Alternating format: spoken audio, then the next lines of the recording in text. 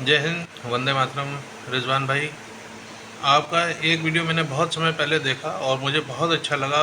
उस बात को मैं पूरी तरीके से समझ पाया। आपका समझाने का स्टाइल भी बहुत अच्छा होता है कि जो अजान होती है वो एक किस्म से नमाज के लिए बुलावा होती है। और जो जनरल मुसलमान है वो उसको ये मानता है कि अगर हमें नमाज के लिए बुलाया जा रहा है और हम नहीं जा रहे हैं तो ये हमने पाप कर दिया। तो इस वजह से उनके लिए ये नमाज होना ज़रूरी है।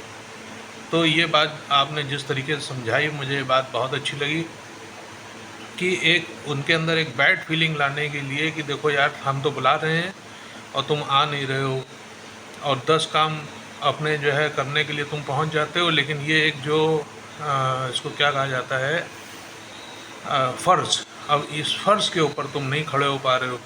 तो ये बात बहुत अच्छी आपने कही, मुझे बहुत अच्छी लगी। लेकिन अभी हाल ही में जो जहांगीराबाद जो दिल्ली में जो अभी बवाल हुआ है, आजकल की बात बता रहा हूँ, जहांगीरा जहांगीराबाद है।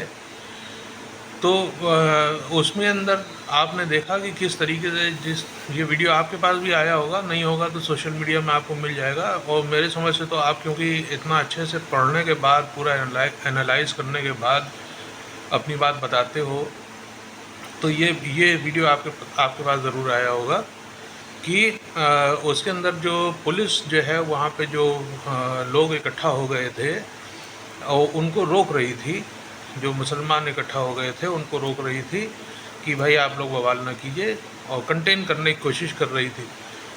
और उस वीडियो में आप देखिएगा कि उसी समय अजान भी हो रही थी, और उस अजान को अपना फ़र्ज़ मानते हुए वहाँ की भीड़ छटी नहीं बल्कि बढ़ गई।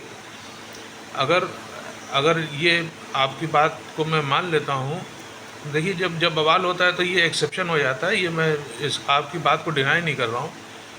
लेकिन मैं ये कहना चाह रहा हूँ कि देखिए, अजान हो रही है और आदमी उस समय भी, जो अल्लाह का बुलावा आ रहा है कि आप आइए और नमाज अदा कीजिए, अपना जो आपका फ़र्ज़ है उसको पूरा कीजिए, तो उस फ़र्ज़ की तरफ ना जा करके वो वही लाठी डंडा ले करके वहाँ पे डटा हुआ है कि हम इनकी बैंड बजा के रहेंगे।